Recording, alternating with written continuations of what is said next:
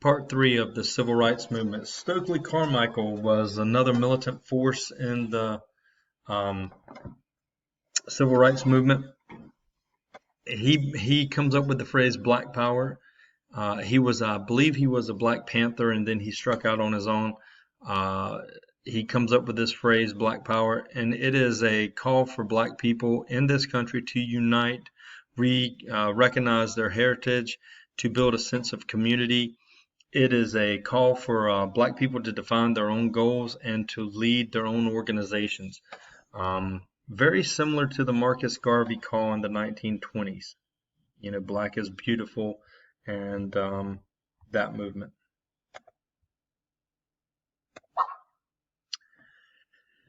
So, Dr. Martin Luther King is assassinated. He's going to be murdered in Memphis, Tennessee by James Earl Ray. This is going to lead to riots in all the major cities in the U.S. Ironically, he had preached nonviolence and civil disobedience. Reactions to his death led to a lot of violence. He was actually in the middle of the trash strike, the trash workers strike in Memphis, Tennessee. He had marched there, and the march turned out to be violent, and he left the march, and they were planning another march, a peaceful march. The Wednesday he's assassinated on I think it's Thursday, April 4th. On Wednesday, April 3rd, he gives his mountaintop speech. Here's 2 minutes of his speech here. It's a very good speech, very interesting what he says. You know, this is the speech where he says he may not get there with them, he may not get here with you, but you know, he's seen the other side. So, kind of a predestination speech of things to come. But anyway, reactions to his death. He had planned a Poor People's March on Washington that year. Later that year, they march on without him. Even though many leaders called for peace, 1968 is going to be marred as one of the most violent years in U.S. history. And for this assassination, there's riots that break out in 125 major cities. Ironically, one major city not to riot was Boston, Massachusetts, and James Brown is credited, because he gave a concert that night, and he is credited with keeping that city peaceful. That's an interesting history in itself with James Brown, if you want to go check that out.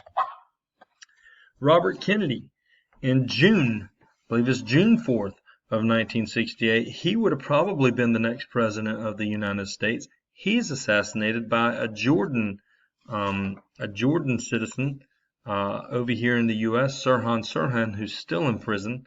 And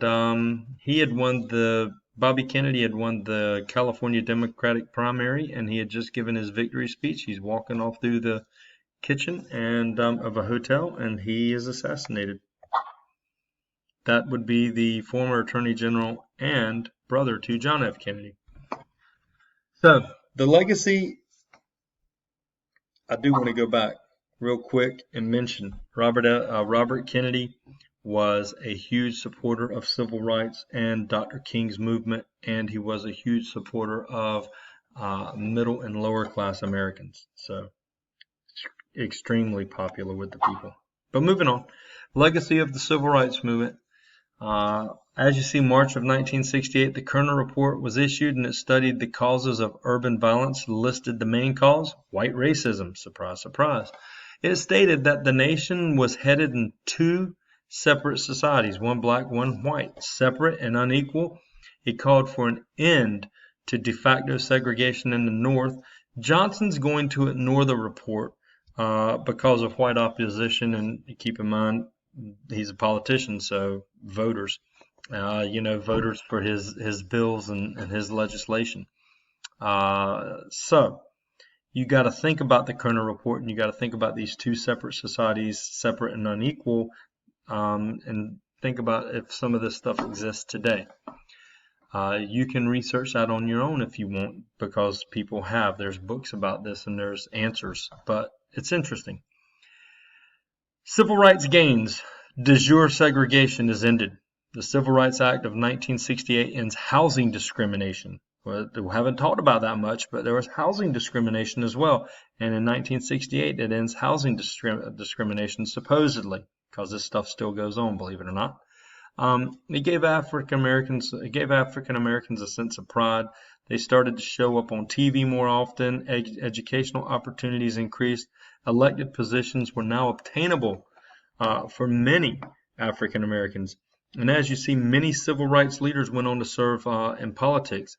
Most notably from this time period, Jesse Jackson, run for president twice in the 80s. He was Martin Luther King's right-hand man, and if you look at the photograph of Martin Luther King when he's assassinated, Jesse Jackson was right there. Some unfinished work, though.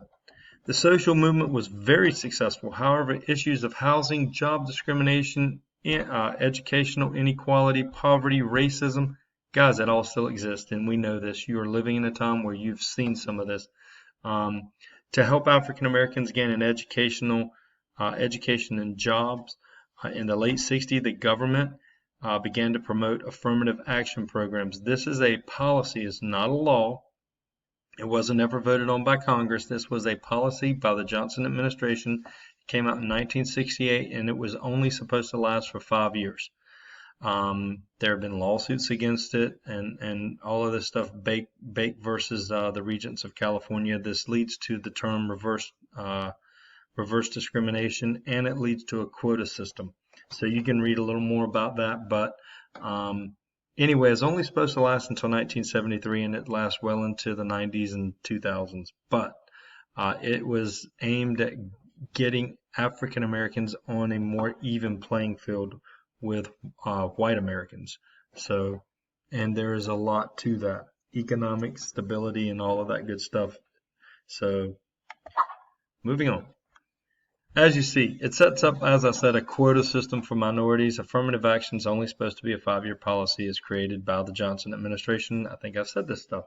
In the late 70s, it was expanded, and people began to say as a reverse discrimination. In the 80s, Republican leaders eased affirmative action requirements. And in many ways, Dr. King's dream has been realized. If I do not assign this President Obama speech in Selma in 2015, please watch it. It's extremely articulate and what happened and what's going on today.